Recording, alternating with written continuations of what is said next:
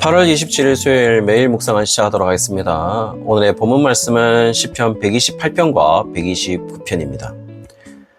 오늘 128편은 하나의 가정을 그리고 있습니다. 1절에서부터 2절까지 보시면은 여호와를 경외하는 복된 자로서 손이 수고하는 대로 결실을 맺는 남편이 나오고 있는 것으로 보입니다. 그리고 3절 상반절에 보시면은 그 남편의 아내로서 결실한 포도나무와 같다라고 이야기하고 있고, 3절 하반절에 보시면 그 남편의 자녀들은 어린 감람나무와 같다라고 이야기를 해주고 있어요. 그리고 4절에는 다시 여호와를 경외하는 자로서 남편은 복을 얻을 것임을 이야기해주고 있습니다.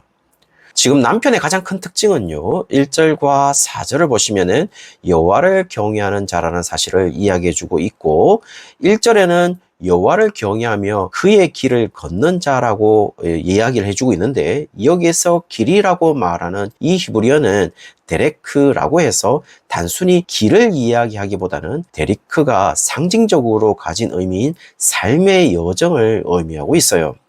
따라서 그의 삶의 여정을 한마디로 정의한다면 그것은 여호와를 경외하는 것이다 라고 정의하고 있다라는 것이죠.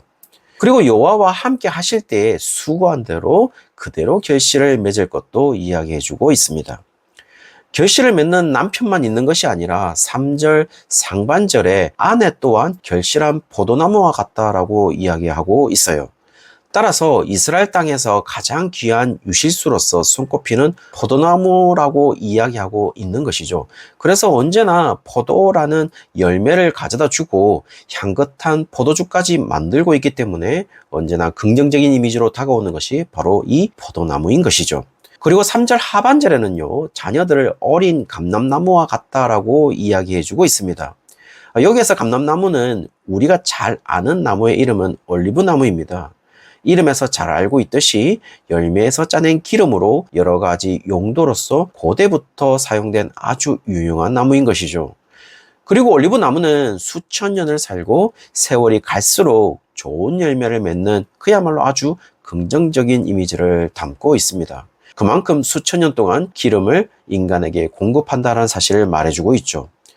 그리고 여기에서 특이한 사실은 아내가 있는 장소와 자녀가 있는 장소를 의미 있게 볼 만한데요.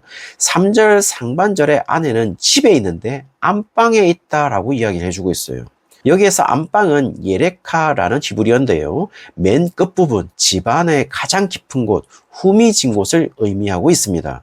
그래서 이 단어가 사용된 용례를 보았을 때 요나 1장 5절에 보시면 사공들이 두려워하여 각각 자기의 신을 부르고 또 배를 가볍게 하려고 그 가운데 물건들을 바다에 던지니라. 그러나 요나는 배 밑층에 내려가서 누워 깊이 잠이 든지라에서 배의 밑층이라고 해서 아주 깊숙한 후미진 곳을 말하고 있고, 아모스 6장 10절에 보시면 죽은 사람의 친척 곧 그의 시체를 불사를 자가 그 뼈를 집 밖으로 가져갈 때 그 집 깊숙한 곳에 있는 자에게 묻기를 아직 더 있느냐 하면 대답하기를 없다 하리니 그가 또 말하기를 잠잠하라, 우리가 여호와의 이름을 부르지 못할 것이라 하리라 해서 이 집의 깊숙한 곳이 바로 예레카라는 히브리 단어로서 집에서 드러난 곳이 아니라 집의 가장 깊숙한 것을 의미해주고 있는 것이죠. 그리고 3절 하반절에 자녀들은 식탁에 둘러 앉아 있다라고 이야기함으로써 아내가 발견되는 깊숙한 곳이 아니라 상당히 오픈된 장소라고 할 수 있을 것 같습니다. 따라서 여호와를 경외하고 그것을 삶의 여정으로 살고 있는 남편의 가정은 그 가정이 깊숙한 곳이나 오픈된 곳이나 모두 열매를 맺는 복된 가정이라는 사실을 포도나무와 같다는 아내의 장소와 감람나무와 같다는 자녀의 장소를 통하여 그 가정이 얼마나 복된 가정인지를 이야기해주고 있는 것이죠. 그리고 갑자기 가정에 대한 이야기에서 이스라엘 나라에 대한 관한 이야기로 전환하면서 시온에서 복을 주실 것이고 예루살렘의 번영을 볼 것을 5절에 이야기하면서 6절에는 자식의 자식을 볼 것이고 이스라엘에게 평강이 있을 것이라고 말하고 있기 때문에 지금 여호와를 경외하며 그것을 삶의 여정으로 삼고 있는 한 명의 개인에서 출발해서 한 가정으로 또 한 국가로 어떻게 전개되는지를 잘 보여주고 있고, 지금 시인은 언약 잡은 한 명의 개인이 얼마나 중요한지를 잘 말해주고 있으면서 그 개인은 여호와를 경외하며 그것을 자신의 삶의 색깔로 정하고 있는 자임을 이야기해주고 있습니다. 자, 그렇다면 128편의 여호와를 경외하며 그의 길을 걷는 자와는 다른 길을 걷는 자들은 어떻게 되는지를 129편에 나와 있는데요. 그들은 어떤 자인지 1절에 보시면은 그들은 이스라엘을 어릴 때부터 여러 번 괴롭혔다라고 이야기를 해주고 있어요. 아무래도 이스라엘이 어릴 때라고 하는 시기는 이스라엘 형성 초창기라고 의미할 수 있겠죠.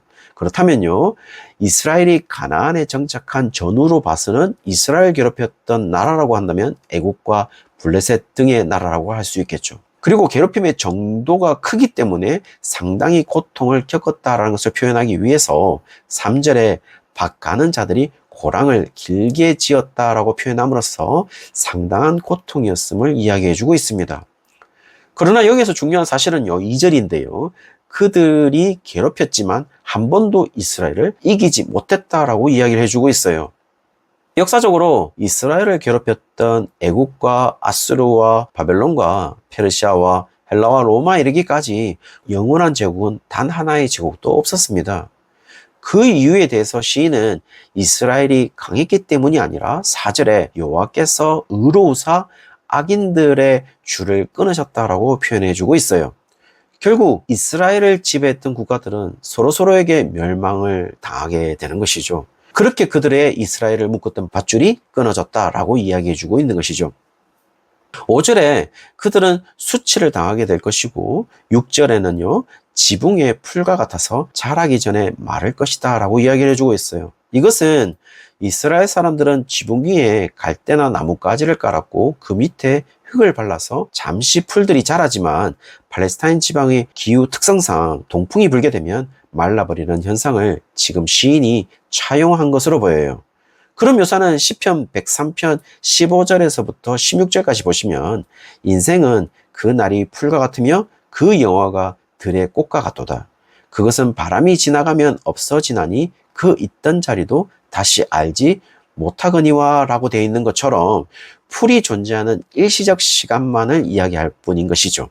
결국 이스라엘 괴롭혔던 국가들이 영원하지 않다라는 사실을 이야기해주고 있습니다. 그래서 7절에 그동안 자신들이 농사를 지어서 자신의 품에 풍성하게 차기를 원하지만 큰 수확을 하지 못했다라는 사실을 이야기해주고 있어요. 그리고 이야기하기를 8절에 지나가는 자들도 여호와의 복을 빌어주지 못할 것임을 이야기해주고 있습니다. 왜냐하면 지금 그들의 수확의 결과를 가지고 여호와가 복을 주셨다라고 볼 수 없을 정도로 형편없기 때문인 것이죠. 이 모습은 룻기 2장 4절에 보시면요.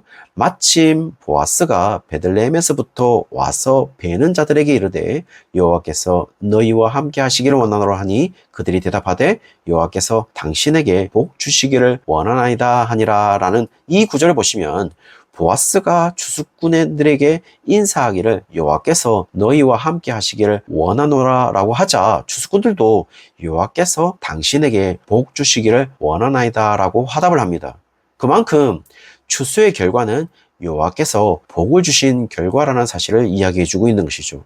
그러나 지금 이스라엘을 괴롭혔던 자들의 추수의 양은 여호와께서 복이 있었다라고 말할 수 없을 정도의 형편없는 양이었다라는 사실을 알려주고 있는 것이죠.